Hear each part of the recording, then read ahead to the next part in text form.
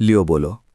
અસામાજિક તત્વોના આતંકની વાત તો અવારનવાર સાંભળવા મળે છે, પરંતુ હવે શહેરમાં શેઠિયાઓ પણ ધોકાના ઘા ઝીંકતા થયા છે તેવી ચોંકાવનારી ઘટના ભાવનગરમાંથી સામે આવી છે. ભાવનગરના આતાભાઈ ચોક ખાતે આવેલ બંધન હાઉસ નામના વેપાર સંસ્થામાં લાંબા સમયથી અંદરખાને તણાવ ચાલતો હોવાનું બહાર આવ્યું છે. મળતી માહિતી મુજબ અહીં કામ કરતા મેનેજરને છેલ્લા 2 વર્ષથી માનસિક તેમજ શારીરિક ત્રાસ આપવામાં આવી રહ્યો હતો. સતત ટોર્ચરથી કંટાળીને અંતે મેનેજરે નોકરી છોડી દીધી હતી, પરંતુ મામલો અહીં અટક્યો નહોતો. નોકરી છોડ્યા બાદ પણ સંસ્થાના સંચાલક વિજય બંસલ દ્વારા ધમકી અને હિંસા થતી હોવાનો ગંભીર આક્ષેપ કરવામાં આવ્યો છે. જાહેર રોડ પર મધુરેશ દેસાઈ નામના શખ્સ પર હુમલો કરવામાં આવ્યો, લાફાવાળી બોલાવી ખુલ્લેઆમ માર મારવામાં આવ્યો. આ સમગ્ર ઘટનાનો વિડિયો સોશિયલ મીડિયામાં વાયરલ થતાં શહેરમાં ભારે ચર્ચા જાગી છે.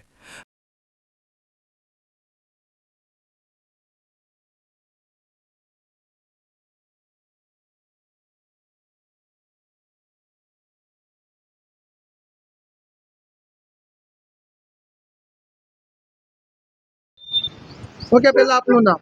મારું નામ છે મધુરેશ અશોકભાઈ દેસાઈ.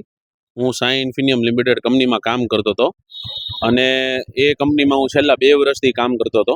હવે હર વર્ષના એન્ડ ઉપર હું પગાર વધારો માગતો હતો, પણ મને પગાર વધારાના નામે એવું કહેવામાં આવ્યું કે તારે સાઈડમાં બેસી જવાનું અને તને કોઈ કામ, મને બધાને ના પાડી દેવામાં આવી શ્રી વિજયકુમાર બંસલ દ્વારા કે ભાઈ તારે કાંઈ આને કોઈને કામ આપવું નહીં ને કામ કરવા દેવું નહીં, બરાબર. એમ કરીને એમ કહેતા હતા કે ભાઈ તારે કામ, તારો સેલરી હું શું કરવા વધારું, તારે કામ તો છે નહીં, બરાબર.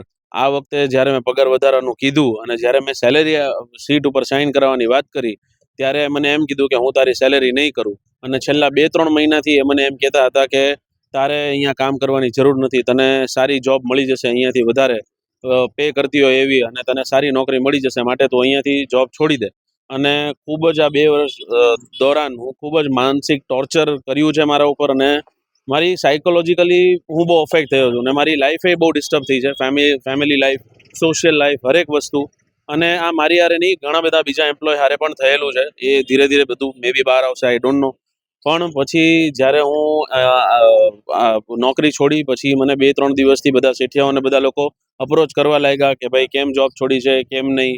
ત્યાંના ડિરેક્ટર શિવકુમાર બંસલ, નિખિલશ્રી ગુપ્તા, બરાબર, એ લોકોએ મને એમ કીધું કે ભાઈ આવી જા, શું પ્રોબ્લેમ છે. પણ મને બાઉજીના સ્વભાવથી, એટલે કે વિજયકુમાર બંસલના સ્વભાવથી જ પ્રોબ્લેમ છે ને, માટે મારે આવવું નહોતું અને મને એમ જ કીધું હતું કે જોબ છોડી દો.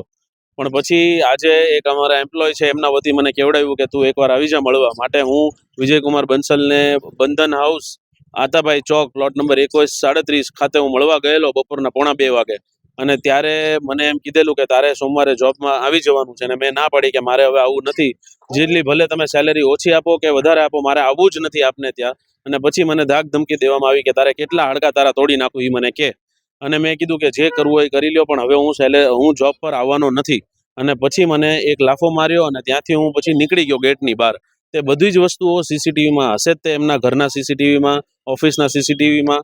પણ જો એ ડિલીટ થઈ ગઈ હશે તો એનો મતલબ માનવો કે એ લોકોને નથી જોવા દેવી દુનિયાને, પોલીસ ઇન્વેસ્ટિગેશનમાં એ લોકોને કોઓપરેટ નથી કરવું. અને પછી નિલંબત પોલીસ સ્ટેશન આવ્યા છો, ફરિયાદ આપી શકો? હાજી, મેં અરજી અત્યારે ફિલહાલ આપી દીધી છે. પીઆઈ સાહેબને વાત કરી દીધી છે. પીઆઈ સાહેબે મારું ફોર્મલ ઇન્વેસ્ટિગેશન કરતા મને પૂછપરછ કરી છે મારી. અને હવે પછી એવું થયું કે મને ત્યાં હું ભાગવા ગયો, ત્યાં મને એમ કે મારી પાછળ પાછળ દોડ્યા. અને પછી મેં મારા બચાવમાં વિડીયો એક ચાલુ કરી દીધો, અને વિડીયોમાં ચોખ્ખું દેખાય છે, જે મીડિયામાં પણ છે અને પોલીસમાં પણ મેં અધિકારીઓને બતાવેલ છે કે મને વાસડા વડે ખૂબ જ ગુસ્સેથી મારવા દોડ્યા અને મને મારવાની ટ્રાય કરીને ધાક ધમકીઓ આપી કે અમે તને મારી નાખશું. અને મારી ફેમિલીને કે મને કાંઈ થાય તો જવાબદાર ઓનલી વિજય બંસલ છે, બીકોઝ મને મારવાની ધમકી આપી છે કાયદેસર. Thank you.